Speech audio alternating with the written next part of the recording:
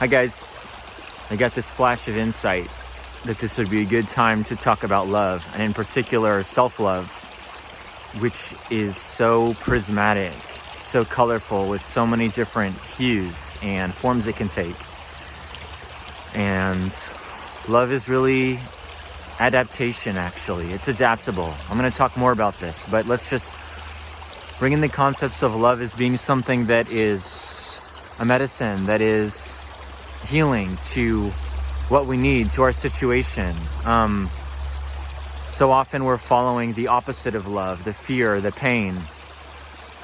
That's maybe like some kind of a creature, a worm or a snake that's burrowing its way underground, that's not wanting to be seen, not wanting to be heard, wanting to be alone in its pain, feeling unlovable. Perhaps it's employing different techniques so that it's not seen. Perhaps it's being reactive and yelling and arguing, wanting to lash out.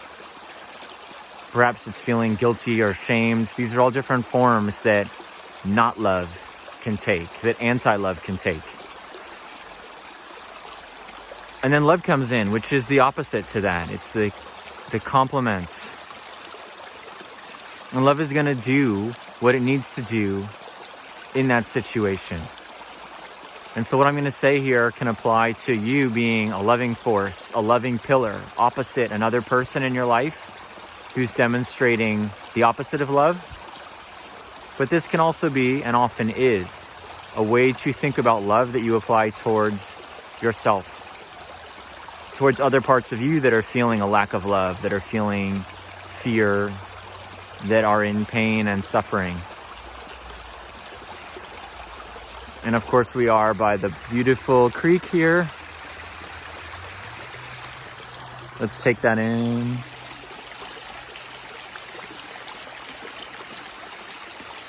And consider how good this is a time to release any old beliefs and patterns surrounding what love is. That love has to be a very specific thing, that love has to be a frozen thing. And understand that love can change and take on different forms and ripple around us and undulate like this water, this fresh flowing water. So if we have this not love that is angry, that's upset, we can hear it. We can hear it. We can reflect back to it how it's behaving with no judgment, with no reactivity of our own. We can simply reflect it and say, hey, not love, you're acting in a way that's very angry.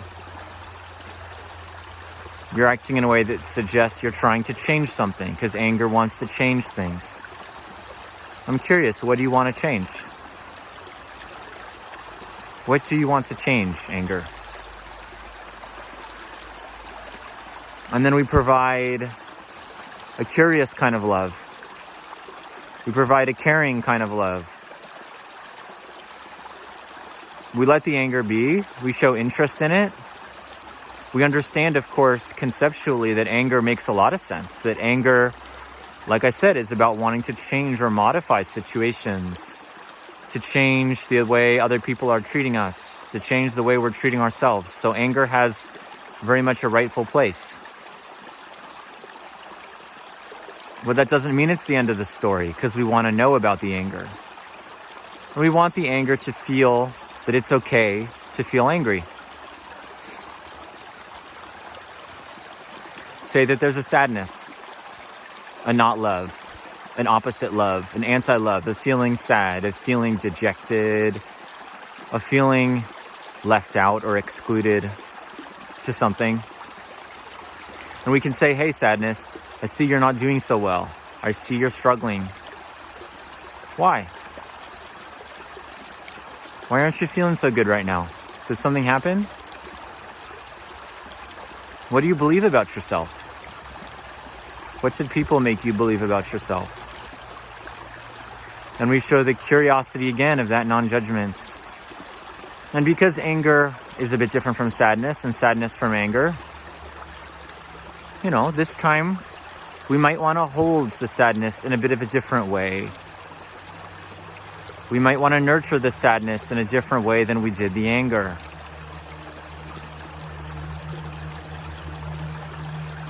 We might want to just let the sadness be. We might want to come closer to the sadness and express just how much we are there for it, no matter what. So there's different ways we can do this, different ways we can approach different things, you know? To pick one more emotion, say there's a shame. And the shame feels so bad about itself and so wrong. The shame feels that it cannot do right, no matter what. The shame feels defeated. The shame feels hopeless. The shame might feel apathetic. Again, we can ask the shame why. We can show curiosity. And then we can tell it more actively how much we love it. We can tell it more actively how much God loves it, how much love there is for it. We can tell it about love from outside of this reality and outside of this dimension. We can tell it about universal love. We can tell it about the fleeting nature of this human experience and how there's such an abundance and such a supply of love that love could never run out. And therefore there is always infinite love for everyone and everything, including this part that feels shame. Or we might drop it way down to ground level. We might say, oh man, tell us about what happened. Tell us why you feel bad. Was it recently? Was it 20 years ago? Tell us who made you feel less than. Tell us where you got this idea. And we might even literally or figuratively take out a notepad. And we might be eager to take all these notes and say, I want to know every last detail. I want to know who, where, when, why, how. When did the shame come about? How did the shame come about? When did you first feel this way? When was the first moment that you were made to feel that you didn't matter, that there was something wrong with you? We can truly show that we feel that love, that we feel that concern, and that everything we're saying is in fact true, that the love does exist because we want to know everything. And so we express our love through that desire to know everything, that total presence and curiosity about the minute details. Or again, like I was saying, it could be more aloof. It could be a universal love coming in. And so to recap and summarize, you can have loves that are understanding, that are nurturing, that are based on pure multidimensional presence. If that's not too airy-fairy, right? You can have a love that's based on all the details of the experience and wanting to understand. You can have a love that's appreciating, that says, I see that you did that. How amazing that you took the time and effort to do that for me. That is beautiful. Thank you. You can have a love that is gracious, expressing gratitude.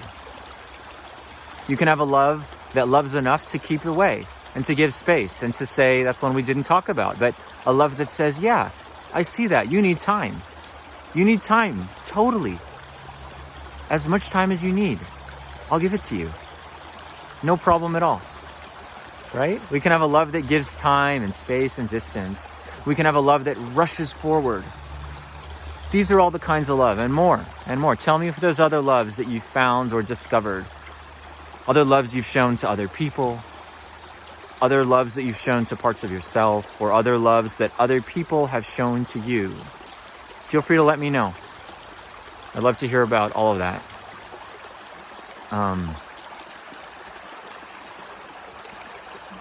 Here's where this goes.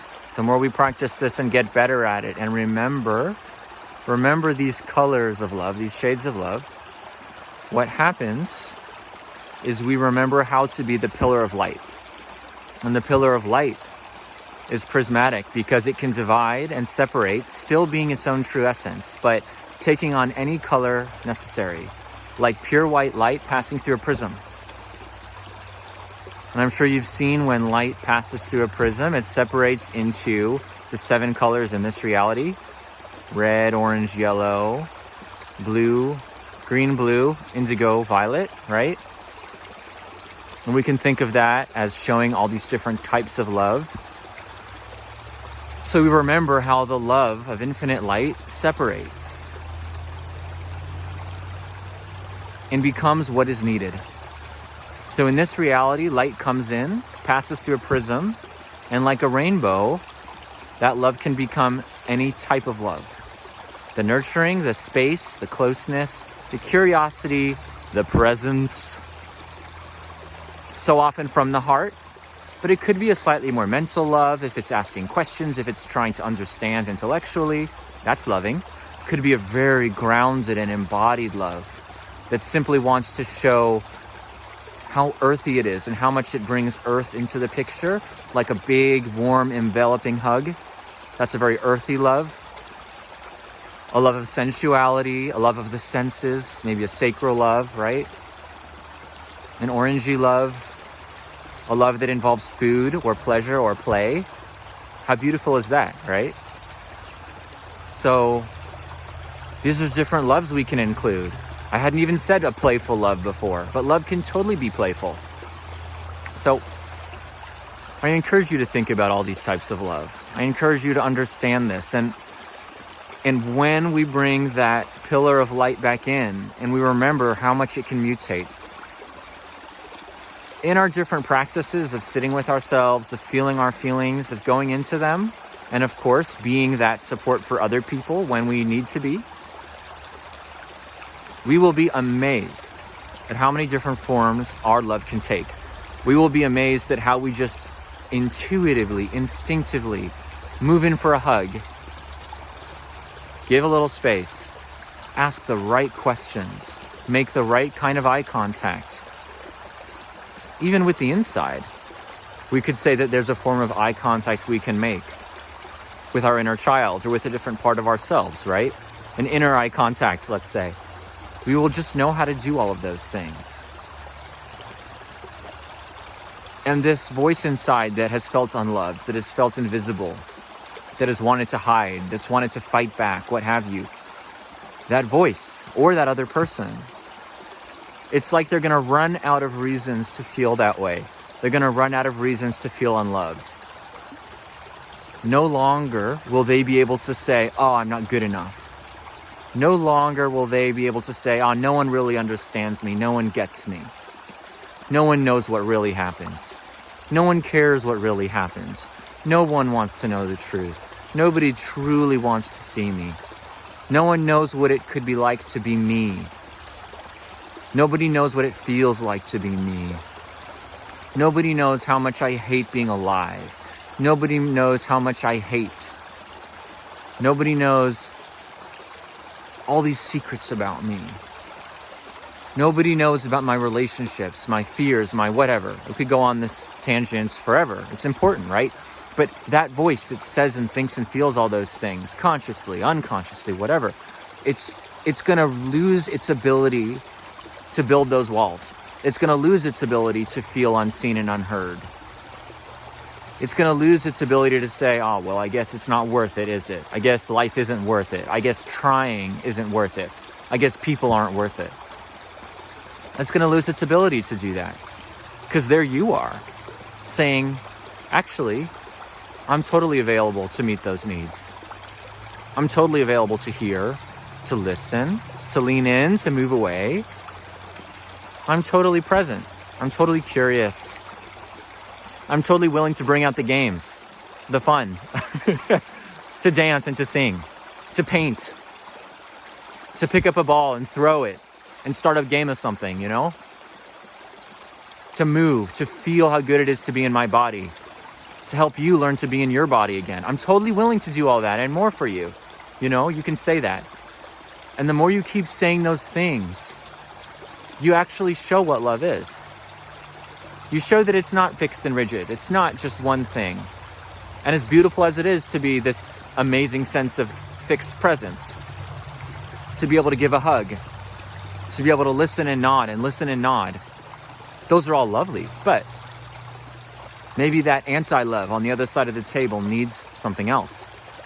And then you show this prismatic quality of love. You have all the tools in your kit, don't you? You have all the weapons, if you want to call them weapons, in your arsenal. You have everything it takes. And you have the ability to bring them out. And we push back against this anti-love. We repel this anti-love lovingly, gently. We erode the reasons that it gives to be standoffish and alone and isolated, right? By saying, no, I'm here for whatever it is. There's nothing that's off limits.